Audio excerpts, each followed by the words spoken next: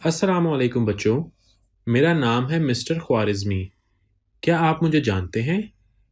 मैं 9th century का मुस्लिम mathematician हूँ। मुझे फादर ऑफ अलजेब्रा भी कहा जाता है और कुछ लोग मुझे ग्रैंडफादर ऑफ कंप्यूटर साइंस के नाम से भी जानते हैं। तो चलें फिर हम अपनी क्लास शुरू करते हैं। आज हम क्लास 6 की मैथमेटिक्स के यूनिट नंबर 2 होल नंबर्स यानी सही एदाद के बारे में पढ़ें और समझेंगे। स्टूडेंट्स, आज के इस लेक्चर में हम इन टॉपिक्स को समझेंगे जो आपकी स्क्रीन पर दिखाए गए हैं। Number 1, multiplication and division of whole numbers यानी सही एदाद की ज़रब और तकसीम। नंबर 2, लॉज ऑफ मल्टीप्लिकेशन यानी ज़रब के कवानीन।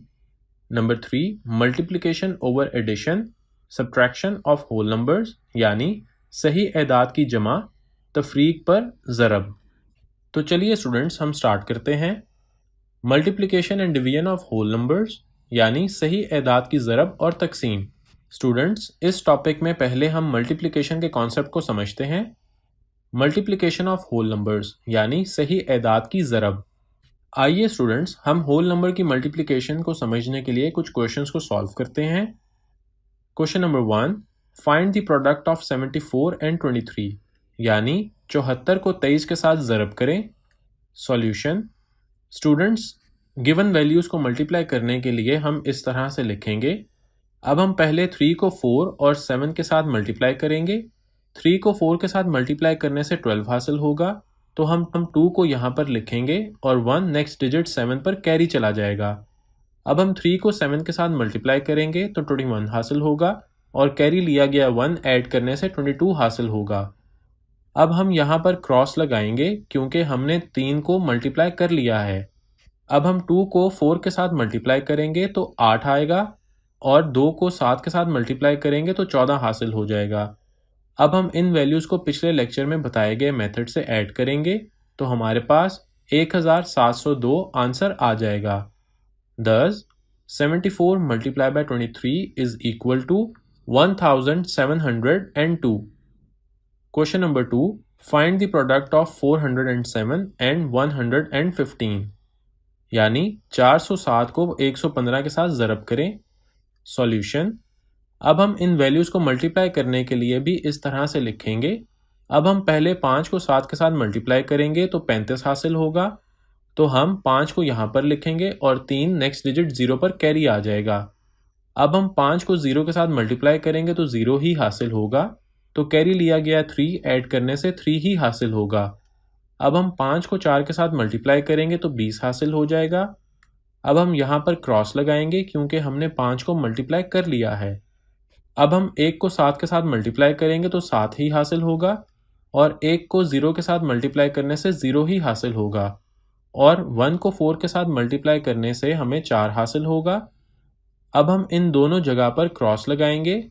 अब हम लास्ट डिजिट 1 को 7 के साथ मल्टीप्लाई करेंगे तो 7 ही हासिल होगा और 1 को 0 के साथ मल्टीप्लाई करने से 0 ही आ जाएगा और फिर 1 को 4 के साथ मल्टीप्लाई करने से 4 ही हासिल होगा।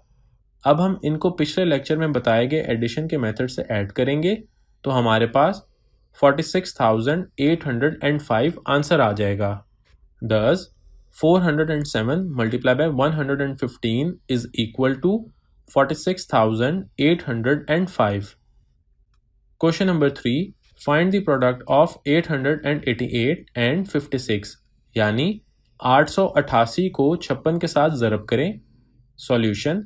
अब हम इस क्वेश्चन को सॉल्व करने के लिए भी इस तरह से लिखेंगे। अब हम 6 को 8 के साथ मल्टीप्लाई करेंगे तो 48 हासिल होगा, तो हम 8 को यहाँ पर लिख लेंगे और 4 नेक्स्ट डिजिट 8 पर कैरी आ जाएगा। अब 6 को इस 8 के साथ मल्टीप्लाई करने से 48 आ जाएगा और कैरी लिया गया 4 ही ऐड करने से 15 हासिल हो जाएगा, तो हम को यहाँ पर लिखेंगे और 5 नेक्स्ट डिजिट 8 पर कैरी आ जाएगा। अब हम 6 को इस 8 के साथ मल्टीप्लाई करेंगे तो 48 आ जाएगा और कैरी लिया गया 5 ऐड करने से 53 हासिल हो जाएगा। अब हम यहाँ पर क्रॉस लगाएंगे।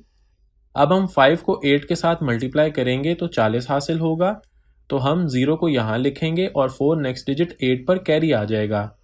अब हम 5 को इस 8 के साथ मल्टीप्लाई करेंगे तो 40 आ जाएगा और कैरी लिया गया 4 ऐड करने से 44 हासिल होगा, तो हम 4 को यहाँ पर लिखेंगे और 4 लास्ट डिजिट 8 पर कैरी आ जाएगा।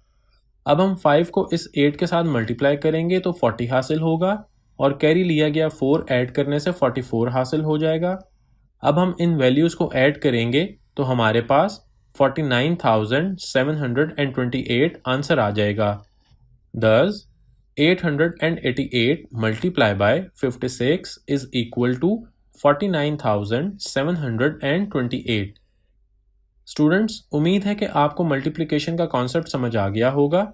अब हम डिवीजन के कॉन्सेप्ट को समझते हैं।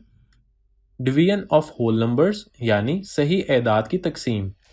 स्टूडेंट्स, डिवीजन को समझने के लिए भी हम कुछ क्वेश्चंस को सॉल्व करते हैं। क्वेश्चन नंबर 1, डिवाइड 27,552 बाय 112 यानी 27,552 को 112 से तकसीम करें। सॉल्यूशन। स्टूडेंट्स, डिवाइड करने के लिए हम इन वैल्यूज़ को इस तरह से लिखेंगे। अब हम 112 को ऐसे डिजिट से मल्टीप्लाई करेंगे जिससे हमारे पास 275 से छोटी या इसके इक्वल वैल्यू हासिल हो। इसके लिए हम 112 को 2 के साथ मल्टीप्लाई करेंगे तो 224 आ जाएगा। अब हम 275 में से 224 को माइनस करेंगे तो 51 हासिल होगा। अब यहाँ पर 51 112 से छोटा है, इसलिए हम ऊपर से 5 को इसके साथ लिख लेंगे। अब हम 112 को ऐसे नंबर के साथ मल्टीप्लाई करेंगे जिससे 515 से छोटी या इसके इक्वल वैल्यू हासिल हो। इसके लिए हम 112 को 4 के साथ मल्टीप्लाई करेंगे, 448 हासिल होगा। अब 515 में से 448 को माइनस करने से 67 हासिल होगा। अब यहाँ पर 67 भी 112 से छोटा है, इसलिए हम ऊपर से 2 को इसके साथ लिख लेंगे। अब हम 112 को उस नंबर से मल्टीप्लाई करेंगे कि हमारे पास 672 से छोटी या इसके इक्वल वैल्यू हासिल हो। तो इसके लिए हम 112 को 6 के साथ मल्टीप्लाई करेंगे तो 672 ही आ जाएगा और इन दोनों वैल्यूज़ को माइनस करने से 0 हासिल होगा और क्वेश्चन एंड हो जाएगा और 246 आंसर आ जाएगा। Thus, 27,552 divided by 112 is equal to 246. Question number 2, divide 54,756 by 234. Solution. Students, इस क्वेश्चन को सॉल्व करने के लिए भी हम इसको इस तरह से लिखेंगे। अब हम 234 को ऐसे नंबर से मल्टीप्लाई करेंगे जिससे हमारे पास 547 से छोटी या इसके इक्वल वैल्यू हासिल हो। तो इसके लिए हम 234 को 2 के साथ मल्टीप्लाई करेंगे जिससे 468 आ जाएगा। अब 547 में से 468 को माइनस करने से 79 हासिल हो जाएगा। यहाँ पर अब 79 234 से छोटा है, इसलिए हम ऊपर से 5 को इसके साथ लिख लेंगे। अब हम 234 को ऐसे नंबर से मल्टीप्लाई करेंगे जिससे 795 से छोटी या इसके इक्वल वैल्यू हासिल हो। इसके लिए हम 234 को 3 के साथ मल्टीप्लाई करेंगे तो 702 आ जाएगा। अब 795 में से 702 को माइनस करने से 93 आ जाएगा। अब यहाँ पर 93 भी 234 से छोटा है, इसलिए हम ऊपर से 6 को इसके साथ लिख लेंगे। अब हम 234 को ऐसे नंबर से मल्टीप्लाई करेंगे जिससे 936 से छोटी या इसके इक्वल वैल्यू हासिल हो। इसके लिए हम 234 को 4 के साथ मल्टीप्लाई करेंगे तो 936 ही हासिल होगा और इन दोनों को माइनस करने से 0 आ जाएगा और क्वेश्चन का एंड हो जाएगा। इस तरह हमारे पास 234 आंसर आ जाएगा। Thus, 54,756 divided by 234 which is equal to 234. Students, उम्मीद है कि आपको इस टॉपिक की समझ आ गई है। अब हम अपना नेक्स्ट टॉपिक स्टार्ट करते हैं। लॉज ऑफ मल्टीप्लिकेशन यानी ज़रब के कवानीन। इस टॉपिक में हम कम्यूटेटिव लॉ और एसोसिएटिव लॉ के बारे में पढ़ेंगे और समझेंगे। Commutative law. स्टूडेंट्स, जैसे हमने एडिशन के कम्यूटेटिव लॉ में समझा था कि वैल्यूज़ के ऑर्डर चेंज करने से भी रिजल्ट में कोई डिफरेंस नहीं आता, सेम यहाँ पर मल्टीप्लिकेशन के लॉ में भी जब दो सेम वैल्यूज़ को ऑर्डर चेंज करके भी मल्टीप्लाई करें तो रिजल्ट सेम ही आता है। फॉर एग्जाम्पल, 2 होल नंबर्स 2 और 3 को मल्टीप्लाई करने से 6 आ जाएगा। अब हम इन्हीं 2 नंबर्स के ऑर्डर को चेंज करते हैं तो 3 को 2 के साथ मल्टीप्लाई करने से भी 6 ही हासिल होगा। स्टूडेंट्स, आपने देखा कि ऑर्डर्स के चेंज करने से भी रिजल्ट सेम रहता है। आइए अब हम इसको नंबर लाइन के साथ भी वेरीफाई करते हैं। सबसे पहले हम दो नंबर लाइंस ड्रॉ करते हैं। अब हम पहले फर्स्ट लाइन पर 2 के यूनिट्स मार्क करते हैं और अब 1 यूनिट 4 का मार्क करते हैं। तो इस तरह टोटल 8 यूनिट्स मार्क हो जाएंगे। अब हम सेकंड नंबर लाइन पर पहले 4 का 1 यूनिट मार्क करते हैं और अब 2 के 2 यूनिट्स को मार्क करते हैं। तो इस तरह भी हमारे पास टोटल 8 यूनिट्स मार्क हो जाएंगे। यहाँ पर भी हमने देखा कि वैल्यूज़ का ऑर्डर चेंज करने से रिजल्ट सेम रहता है। So a multiply by b is equal to b multiply by a। इसको हम कम्यूटेटिव लॉ ऑफ मल्टीप्लिकेशन कहते हैं। Associative law. एसोसिएटिव लॉ के मुताबिक कोई भी 3 होल नंबर्स की मल्टीप्लिकेशन में कोई भी 2 नंबर्स को पहले मल्टीप्लाई किया जाता है। फॉर एग्जांपल, हम कोई से भी 3 नंबर 4, 5 और 6 को लेते हैं और इसके लॉ के मुताबिक चेक करते हैं। Bracket open 4 multiply by 5 bracket close multiply by 6 which is equal to 4 multiply by bracket open 5 multiply by 6 bracket close. इस तरह 4 मल्टीप्लाई बाय 5 करने से 20 आ जाएगा और मल्टीप्लाई का साइन और 6 को ऐसे ही लिखा जाएगा। अब यहाँ पर भी 4 और मल्टीप्लाई के साइन को ऐसे ही लिखा जाएगा और 5 मल्टीप्लाई बाय 6 करने से 30 आ जाएगा। अब यहाँ पर 20 मल्टीप्लाई बाय 6 करने से 120 आ जाएगा और यहाँ पर 4 मल्टीप्लाई बाय 30 करने से 120 आ जाएगा। इससे साबित हुआ कि bracket open 4 multiply by 5 bracket close multiply by 6 is equal to 4 multiply by bracket open 5 multiply by 6 bracket close. इस लॉ को हम एसोसिएटिव लॉ ऑफ मल्टीप्लिकेशन कहते हैं। स्टूडेंट्स, एक बात तो नोट कर लें कि कम्यूटेटिव और एसोसिएटिव लॉज डिवीजन के लिए नहीं होते, जैसा कि आप स्क्रीन पर देख सकते हैं। आइए स्टूडेंट्स, अब हम नेक्स्ट टॉपिक की तरफ मूव करते हैं।